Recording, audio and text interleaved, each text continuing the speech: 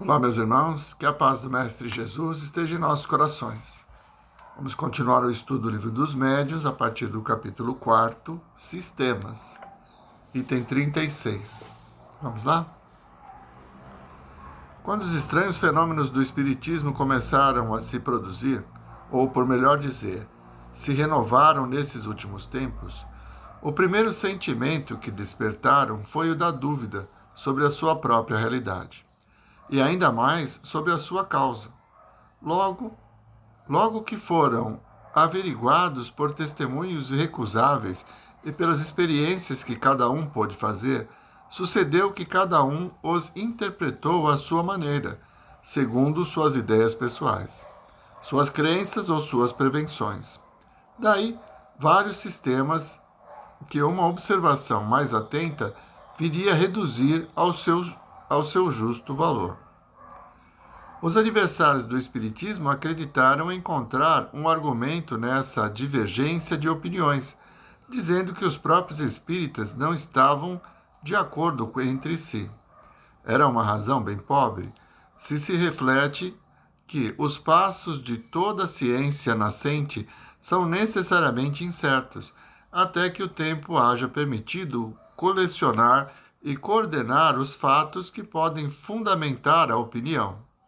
À medida que os fatos se completam e são melhor observados, as ideias prematuras se apagam e a unidade se estabelece, pelo menos sobre os pontos fundamentais, se não em todos os detalhes. Foi o que ocorreu com o Espiritismo. Não podia escapar à lei comum e devia mesmo, por sua natureza, se prestar mais do que toda outra coisa à diversidade de interpretações. Pode-se mesmo dizer que, a esse respeito, foi mais rápido do que outras ciências mais antigas. A medicina, por exemplo, que divide ainda os maiores sábios. Muito bem. Como começou o movimento espírita? Então, em Grisville, nos Estados Unidos, as mesas giraram. Então, um fenômeno sobrenatural de elevação, derrogando a lei da gravidade. Esse fenômeno virou coqueluche, quer dizer, moda. As pessoas queriam assistir o espetáculo, que era a manifestação dos espíritos. Quando o professor Rivaio foi convidado para desmascarar o charlatanismo, ele acaba se deparando com uma nova ciência. A observação leva, como todo efeito tem uma causa, a buscar a causa daquele movimento, que não era charlatanismo. Depois percebeu que o efeito era inteligente. Quer dizer, as mesas começaram a responder as perguntas por pancadas. Então, o professor Rivaio deduziu que se o efeito é inteligente, a causa também é inteligente. A partir daí, ele começa um estudo metódico dos fenômenos e foi tirando conclusões. Primeiro o Livro dos Espíritos e depois o Livro dos Médiuns, que vem explicar exatamente cada fenômeno desse. Então é natural que as pessoas não acreditem de pronto, que ainda vejam os fenômenos espíritas como sobrenaturais. Estão falando com os mortos. Estudando a doutrina, a gente aprende que os mortos não morrem. Na verdade, a morte é o oposto de nascimento e a vida é contínua. E é isso que a doutrina nos revela. Então é natural que houvesse contraditores, pessoas que não acreditavam e que iam por curiosidade tentar descobrir qual era o truque. É isso que ele está se referindo aqui. E o próprio professor Rivaio, que mais tarde utiliza o pseudônimo Allan Kardec, ele também tinha esse objetivo, de desmistificar o fenômeno, de achar o charlatanismo. Vamos continuar? 37. Na ordem metódica, para seguir a marcha progressiva das ideias, convém colocar na frente aqueles que se podem chamar sistemas de negação, quer dizer, os dos adversários do Espiritismo. Refutamos suas objeções na introdução e na conclusão de O Livro dos Espíritos, assim como na pequena obra intitulada O que é o Espiritismo. seria supérfluo voltar a fazê-lo aqui. Limitar-nos-emos a lembrar, em duas palavras, os motivos sobre os quais se fundam. Os fenômenos espíritas são de duas espécies, os efeitos físicos e os efeitos inteligentes. Não admitindo a existência dos espíritos, pela razão que não admitem nada fora da matéria, concebe-se que neguem os efeitos inteligentes. Quanto aos efeitos físicos, eles os comentam sob seu ponto de vista, e seus argumentos podem se resumir nos 4 sistemas seguintes. Muito bem. Fenômenos espíritas, efeitos físicos. Como eu estava me referindo lá no início, as mesas girantes, né? A escrita direta ou usando cestos para escrever são efeitos físicos, palpáveis. O efeito inteligente é o conteúdo das mensagens, são as informações trazidas pelo plano espiritual. Então, aqueles que não acreditam no espírito não podem acreditar que haja inteligência numa mesa, numa cesta. Por isso, negam a existência do espírito. Porque é muito difícil para o materialista conceber a vida fora do corpo. Esse é o grande problema da ciência em si. Ela precisa da prova palpável, tá? Para que possa admitir um fato. E o espírito não é palpável. Ele é um ser. Somos, né? Seres inteligentes, sobreviventes à matéria e que vivemos em planos diferentes de acordo com o nosso grau evolutivo. Encarnados estamos submissos à matéria, desencarnados estamos submissos ao grau evolutivo a que nos encontramos. E assim, é mais difícil para que as pessoas identifiquem, né? Acreditem plenamente nessa possibilidade. A grande maioria das pessoas acreditam na continuidade da vida. Chamamos de espiritualistas. Então, se você conversar com um evangélico, com um católico, com um budista, todos acreditam que existe algo além da vida, porque preveem a recompensa ou o castigo àqueles que se comportaram aqui na Terra.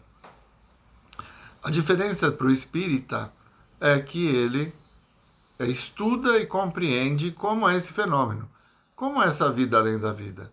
Através da mediunidade, nós temos os meios para identificar isso, para saber que uma pessoa que desencarna ou morre, a pessoa que morre, ela continua tendo os mesmos valores e sentimentos que ela tinha antes. E isso só vai ser aceito se aceitarmos também o método, que é a mediunidade. Então, alguns vão negar tudo isso, né? E então Kardec coloca, a partir do item 38, os sistemas de negação. Então, pessoas atribuindo ao espiritismo certas características, né? O primeiro deles é o sistema de charlatanismo.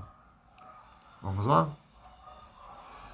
Entre os antagonistas, muitos atribuem esses efeitos à fraude, pela razão de que alguns puderam ser imitados. Essa suposição transformaria todos os espíritas em ingênuos e todos os médiuns em fazedores de ingênuos, sem considerar a posição, o caráter, o saber e a honorabilidade das pessoas. Se merecesse uma resposta, diríamos que certos fenômenos da física são também imitados pelos prestidigitadores e que isso nada prova contra a verdadeira ciência. Demais disso, há pessoas cujo caráter afasta toda suspeita de fraude e é preciso desconhecer as regras de civilidade e de urbanidade para ousar dizer-lhes na face que são cúmplices de charlatanismo.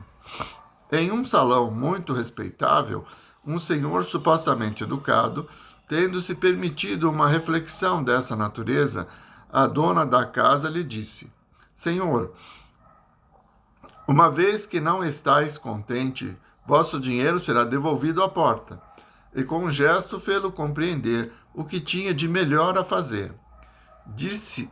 Dir-se-á por isso que nunca houve abuso? Seria preciso, para crê-lo, admitir que os homens são perfeitos? Abusa-se de tudo, mesmo das coisas mais santas. Por que não se abusaria do Espiritismo? Mas o mau uso de que se faz de uma coisa não pode prejulgar nada contra a própria coisa. O controle que se pode ter alcança a boa-fé das pessoas e os motivos que as fazem agir. Onde não há especulação, o charlatanismo nada tem a fazer. Muito bem. Aqui ele coloca uma situação que é muito comum, tá?